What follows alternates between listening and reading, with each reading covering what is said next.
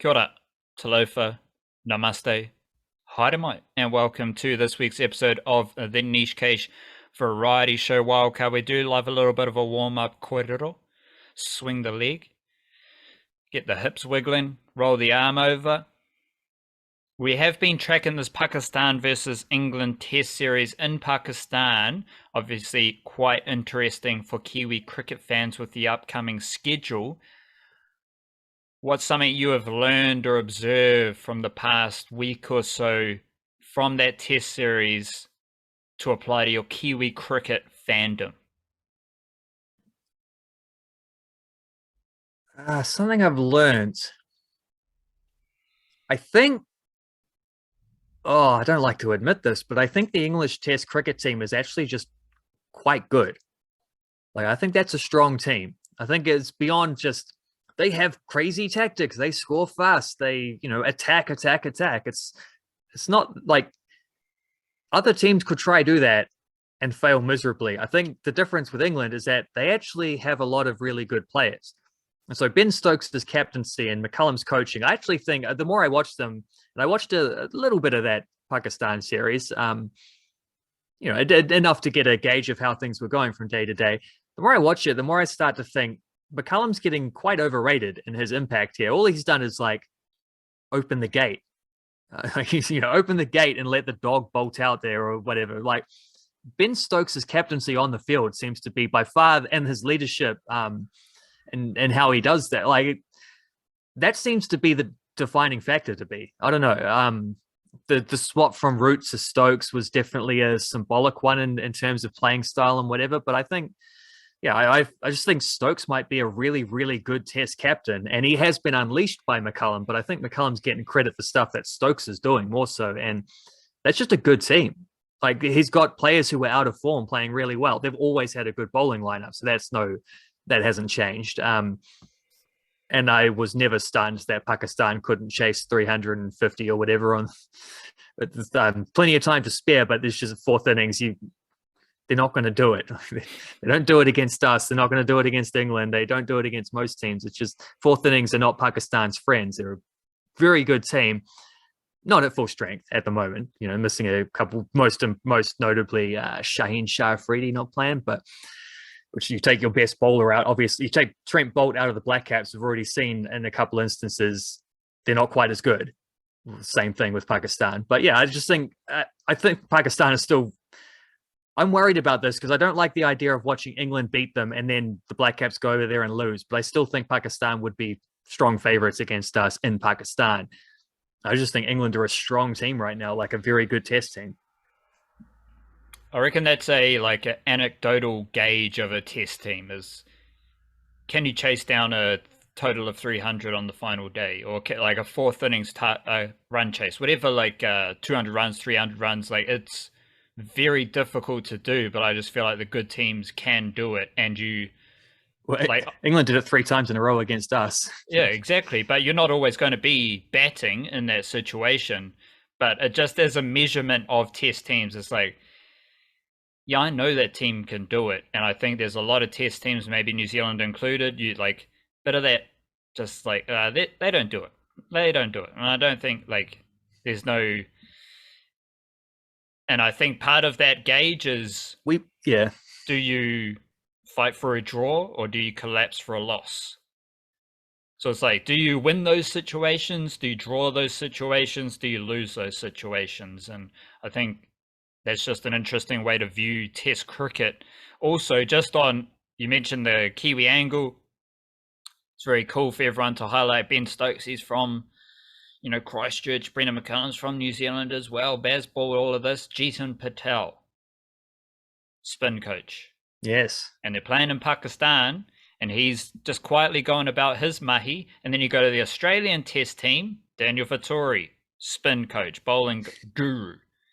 And just watching Daniel Vettori there, looking chummy with the lads, Cummins, Hazelwood, Stark, Nessa, Scott Boland, getting in the air of old Lance Morris, the bloody speedster, and guiding the greatest ever spinner, Nathan Lyon, to his wickets as well. it could be sad. It could be sad to see Daniel Vittori in that Australian kit, but also that Australian kit looks good on Danny Vittori, and that like Brendan McCullum looks swaggy in that English kit as well. Like I'm just liking the Kiwis. I'm liking the Kiwis influencing international sporting matters because wildcard Aotearoa is the greatest sporting nation in the world. KG for KG. We're from the Niche Cage, theniche-cage.com. Always big yarns to be found on our website. We love Aotearoa and we love Aotearoa sport, and we're always covering Aotearoa sport to the best of our abilities on our website, theniche-cage.com. We've also recorded a Patreon podcast breaking down Aotearoa Warriors matters. Big old kōrero strictly about the New Zealand Aotearoa Warriors ahead of the 2023 season. That is there for the Patreon whānau. Shout out to all the members of the Patreon whānau for supporting the Niche Cage straight up the guts. Patreon.com/our Niche Cage, EL Niche Cage. It is the best way to contribute to and support our content, all the content, the podcast, the blogs on our website, as well as the email newsletter, which is via Substack, thenichecage.substack.com. You can support all of that directly and contribute to our Patreon podcast every week. Join the Patreon whānau, patreon.com/our Niche Cage. Of course, mention the email newsletter there. That goes out every Monday and Friday evening with all sorts of low-key bangers. All the headliners, they play on our website, theniche-cage.com. All the low-key bangers are found on the email newsletter, thenichecage.substack.com. That goes out every Monday and Friday evening. Wildcard. Let's get into mindfulness.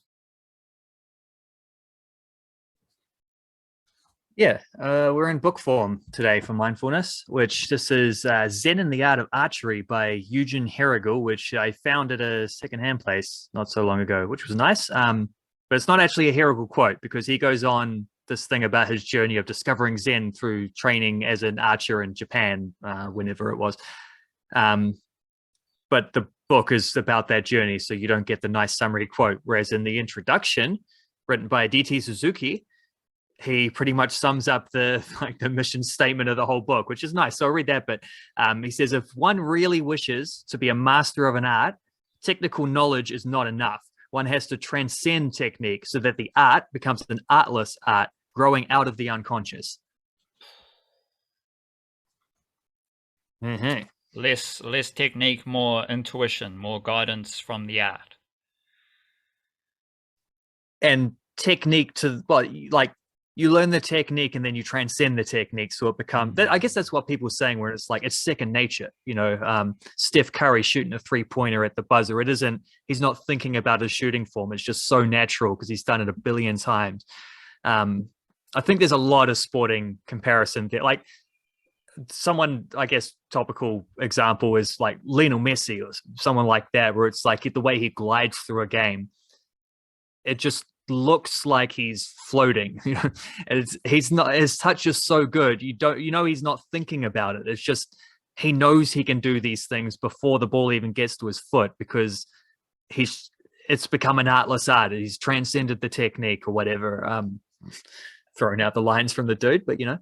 And that part, like, so get into like maybe sports coaching, you want to practice the technique so often that you can then get into the flow state and the intuition and just the trusting the technique. So when you're doing it in a game, you're not thinking shoulder there, elbow there, foot there, weight there, this, that, going through your checklist. Like imagine if you're like, just in the heat of battle, and in your mind you're thinking, oh my God, I didn't do that. I didn't put this there. I didn't put that there. No, you just got to get my front foot forward, or, you know, didn't get that elbow high enough and I've scooped it up to mid-off. Need a bit more vibe in your mahi there. less technique, a bit more vibe. But you got to perfect the technique before you can get into the flow state, into the vibe, into the second nature of practicing that art. There you go. Let's crack into Aotearoa Sport Wildcard.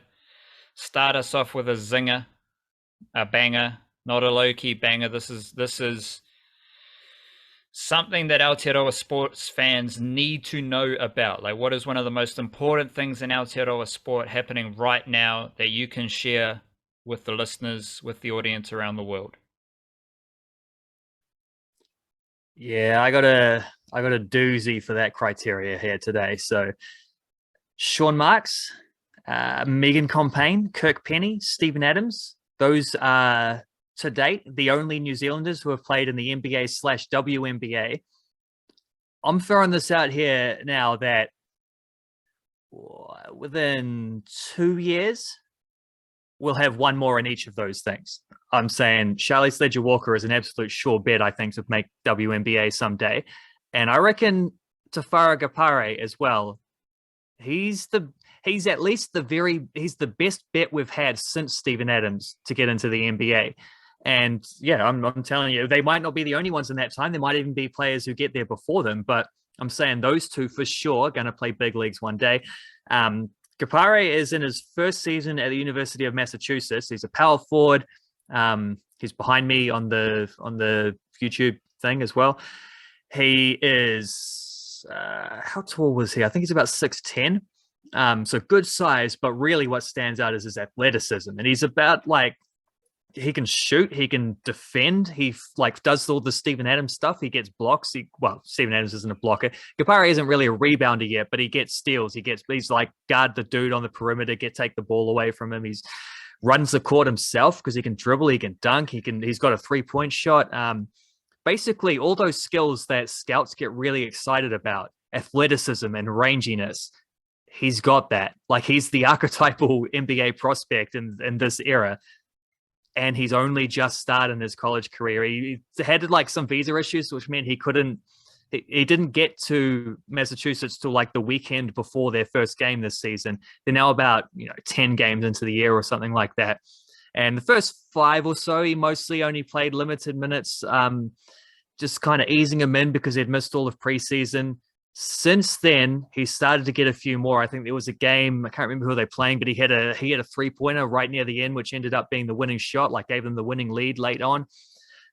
He then had a game against Albany, which he was brilliant in. Like, he about 5 steals, a couple blocks. He had 15 points, top scored in their most recent game as well with about 13 points. At one point stage, it was like I think he got subbed back in the second half. They were trailing by a point.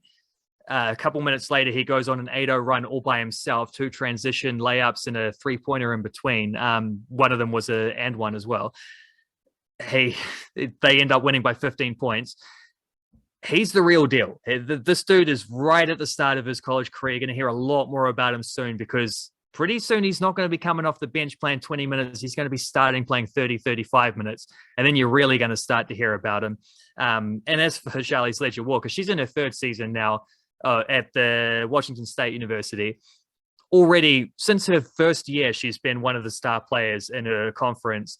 I think this is the year that she takes things even further, because she's had the first year, she's had the second year where maybe things were not like, didn't step up as much as you'd expected now that she had a target on her back kind of thing.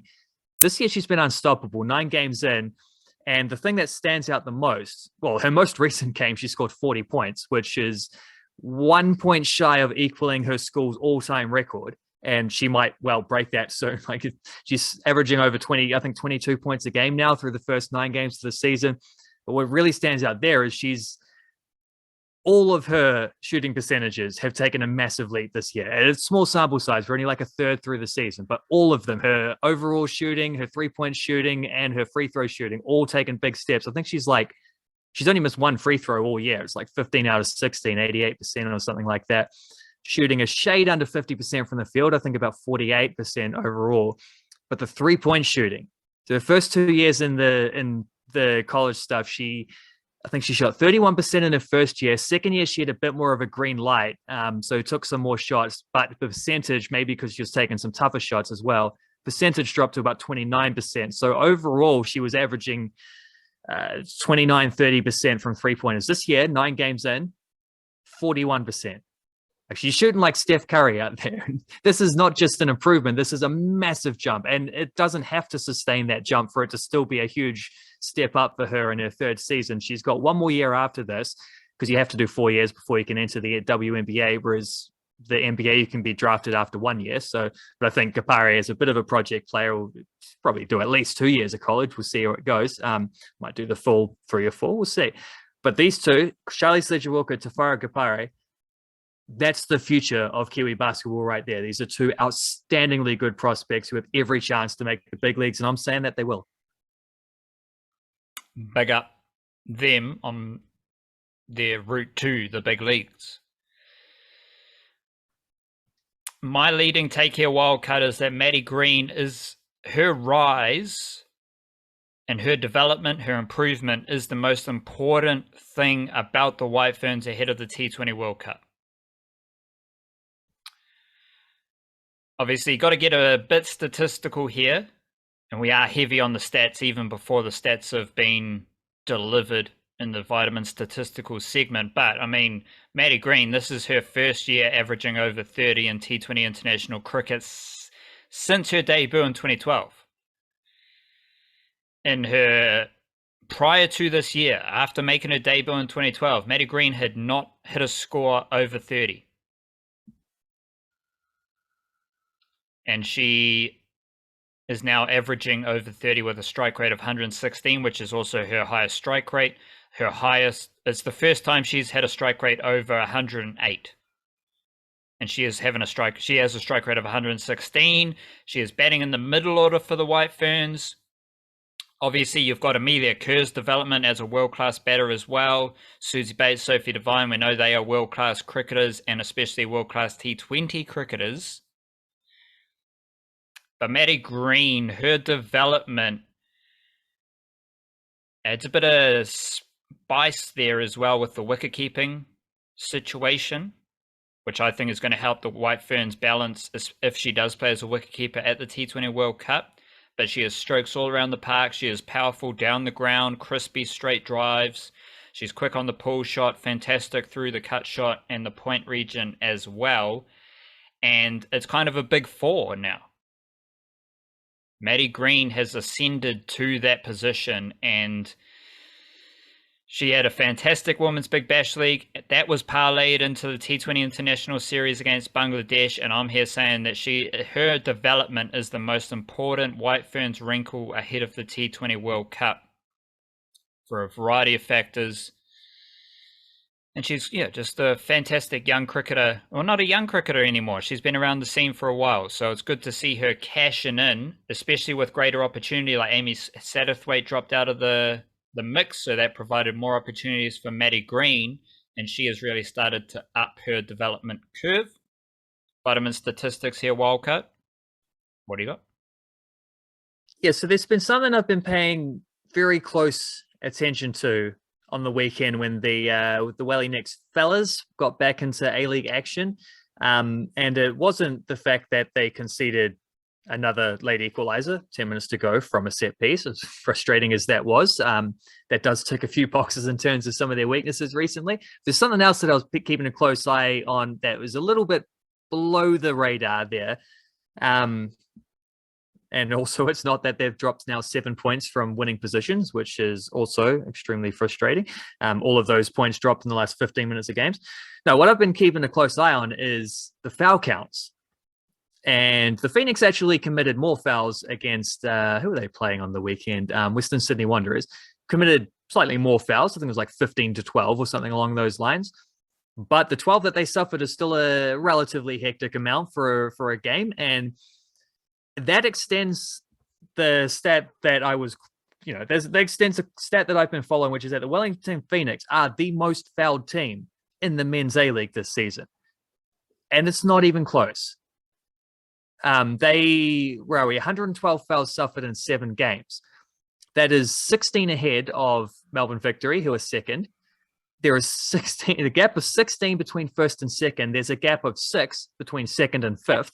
So that goes to show how far out in front the Phoenix are in terms of the fouls that they've suffered. They have 3 dudes in the top 10 for individual fouls, been on the wrong end of. A little bit misleading after this week because Oscar Zavada didn't really get hacked as much as Bozidar Kraev or even Ben Old coming off the bench. Those are the other two. But so Zavada is 10th equal with about like 6 other guys. So it's a little bit deceptive now, the top 10 thing. But when I wrote about them last week, that was still the case, and it's still technically the case. Poor old Ben Old, 15 fouls suffered, 1 conceded. Like he's committed 1 foul himself, and he suffered. Like a lot of these guys, it's quite even because they're given as good as they get. Ben Old is not given as good as he gets. He's just getting chopped down over and over and over. The only guy in the like up that range with anything similar ratio is Reno Piscopo. Funnily enough, 2 fouls committed, 17 suffered. Who did Reno Piscopo used to play for? What team brought him to the A-League? Wellington Phoenix. Which coach brought him to the A-League? Ufuk He goes to another club, still getting fouled at an excessive amount. And that's not a coincidence, because here's the golden stat. The Wellington Phoenix have been the most fouled team in the A-League in every season that Ufuk has been in charge of them for. Different players are coming in and out. The same trend is true. As long as Ufuk is there, this is a team that apparently getting chopped down at a pretty hefty rate. So this is the 4th season Talai's been in charge. The first 3 seasons, Wellington Phoenix most fouled team in the A-League. 4th season, we're about a quarter of the way through it, and the Wellington Phoenix are the most fouled team in the A-League. Nothing's changing. I think maybe Christmas presents for some of those guys might be like cotton wool and deep heat. Probably is a good example if you're buying for a Wellington Phoenix player. Maybe a balance beam as well. Keep your balance. You could help. Yeah, stay on your feet. My vitamin statistic here, wildcard, is to big up the Blackcaps MVP this year, Daryl Mitchell. Obviously, this is just a personal. It's all this. The whole show is opinion based. So you know the vibe. Daryl Mitchell. Much of this is weighted through his test performances this year. 641 runs at an average of 71.22, 3 centuries and 3 50s. Daryl Mitchell is the only Blackcap to hit more than 2 centuries this year. Tom Blundell is the only other Blackcap in test batting who had 6 scores over 50. Tom Blundell had 1 century, 5 50s. Daryl Mitchell, 300s, 3 50s. Daryl Mitchell also one of 5 batters who scored over 300 runs. Will Young, Tom Latham, Devon Conway, and Tom Blundell all played an extra test. So Daryl Mitchell scored more runs. He was the only player to score over 600 runs, and he did so playing 1 test less than the next best Blackcaps batters.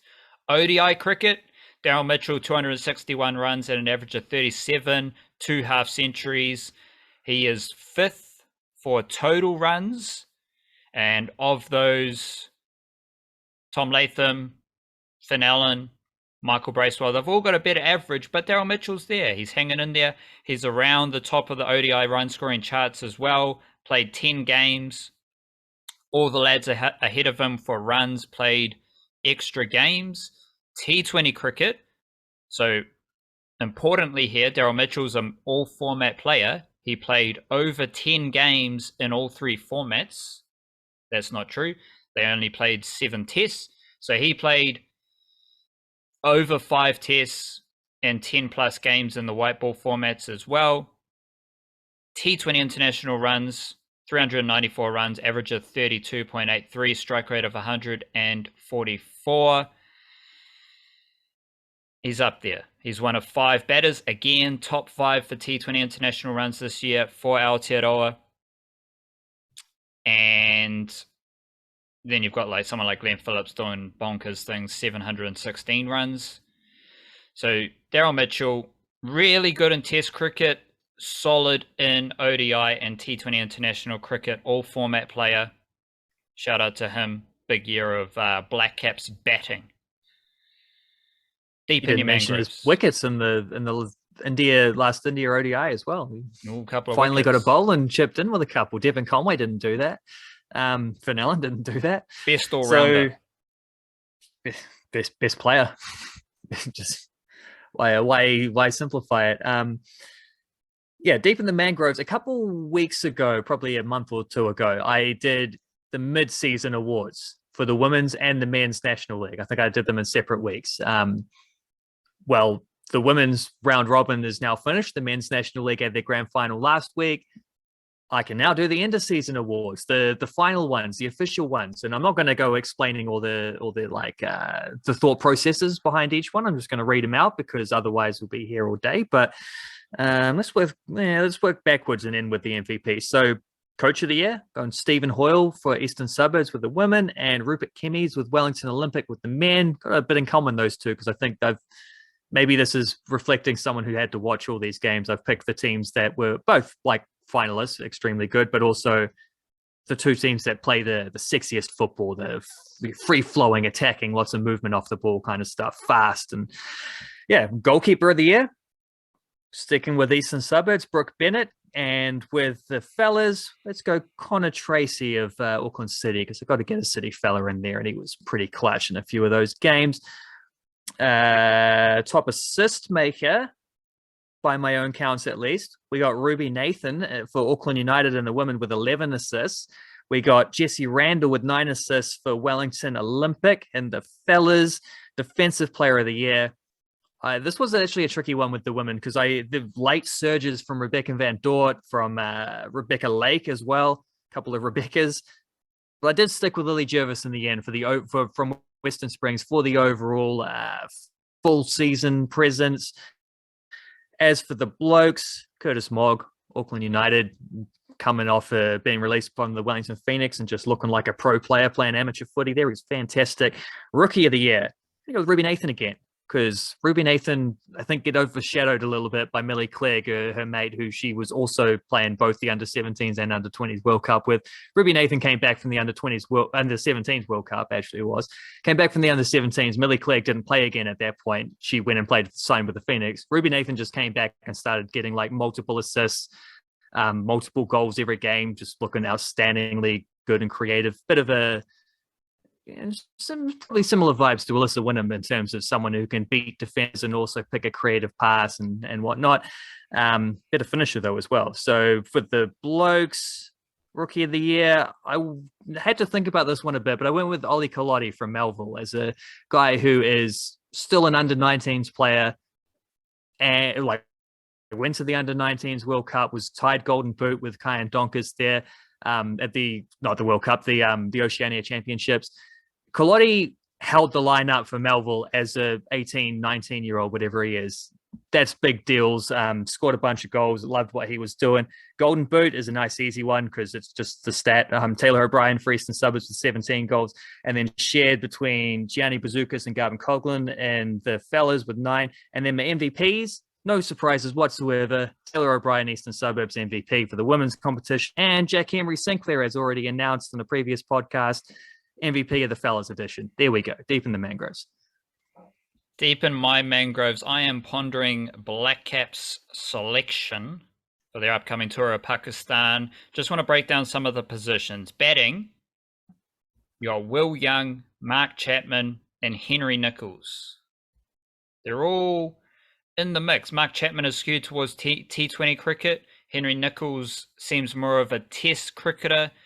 Same with Will Young, but Will Young does have a lot of scope, I reckon, in ODI cricket as a top order batter. But I think those three batters are competing for 1 or 2 spots maybe as squad members. Because again, Young and Nichols might only play the test, but you're carrying one squad or not having too much changing between the squads. You might want to play them in the ODIs as well. I'm generally operating under the premise that go full hundies against Pakistan, take the piss against India. Those games are irrelevant. No one cares about touring India when there's no like context around those games. It's all about Pakistan. Take the second tier lads, some of the depth to play in India, get that experience. Touring Pakistan, you need a couple of spinners. Don't have a certified top tier spinner right now. Ajaz Patel is the best contender, and you could partner him with Michael Bracewell or Mitchell Santner. Maybe get a bit of Ish Sodhi in there if you're looking for a leggy. Michael Rippon's got the lefty leggies, and of course Rachin Ravindra is in real good form this summer. So if you're looking for a batter who can bowl spin, he might be as good as Michael Bracewell. Who knows? Wicketkeepers is another interesting little pocket because when you break it down, Tom Latham's the ODI wicketkeeper, Devon Conway's the T20 wicketkeeper, Tom Blundell's the Test wicketkeeper. So you don't need another wicketkeeper. But Dane Cleaver's probably second tier below that, and I think Dane Cleaver's actually overtaken Cameron Fletcher, who was the backup Test wicketkeeper last summer. Don't think he's played this season so far, whereas Dane Cleaver's entered the T20 team and he's worked himself up that mix as well. So you might carry him in the squad. But obviously Tom Latham can play as a Test wicketkeeper if required. Seamers. Don't think any of these dudes are going to get great opportunities in Pakistan. But Jacob Duffy, Ben Sears, and Blair Tickner feel like the second tier of Aotearoa seamers right now. Maybe one of them will get a squad spot, or maybe like a ODI crack.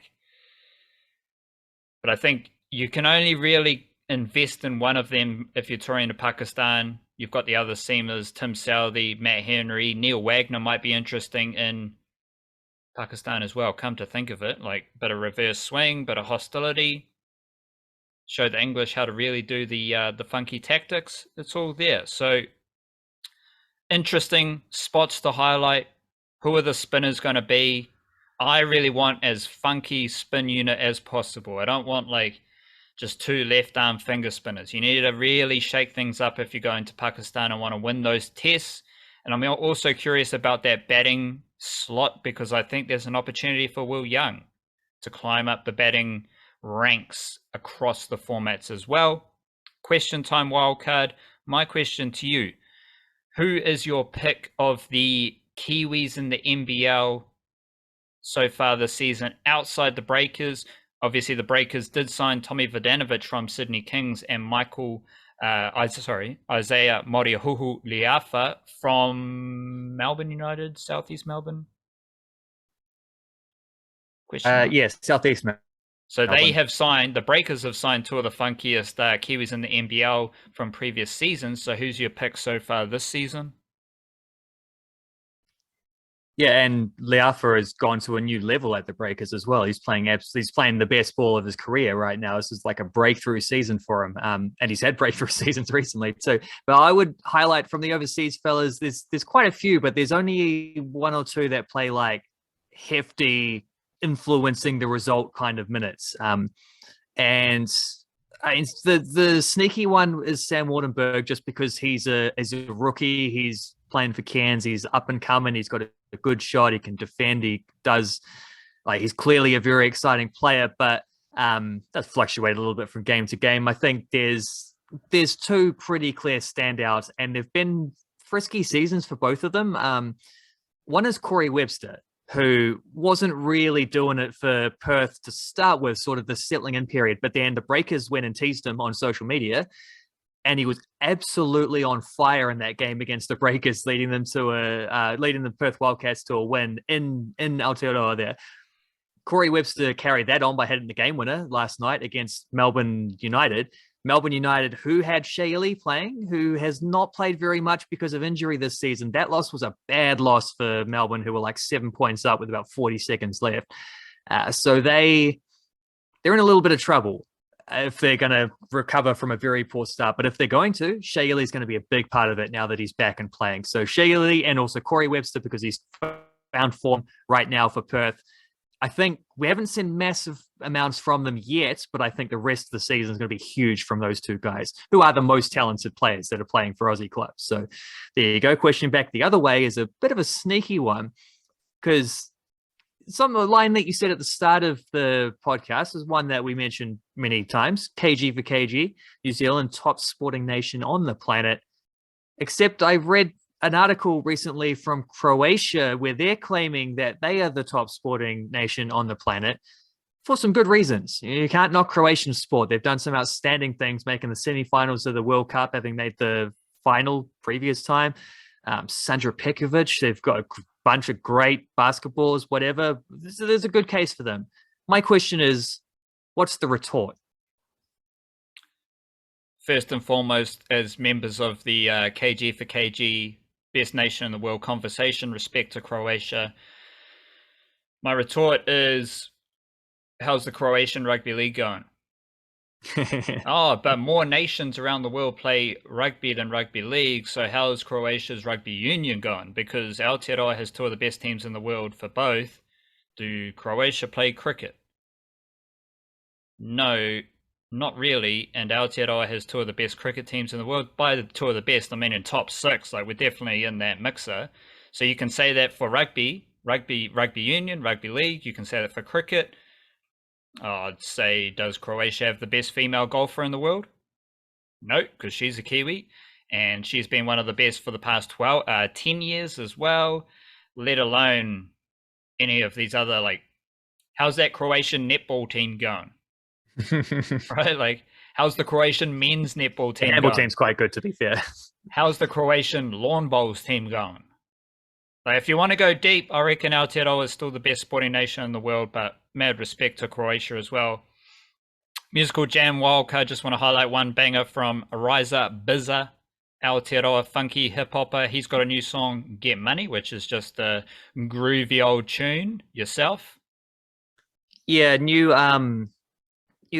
punk album, I suppose you'd call it, by a band called White Line, which is very good. Still listening to the Wise Blood album as well, which is brilliant. And then other than that, I'm just kind of trying to arrange my thoughts into what my top 10 is going to be when I write that article, which I do every year. The top 10 albums that I personally enjoyed the most this year. I'm starting to consider those and re-listen to a few of those and arrange my thoughts therein.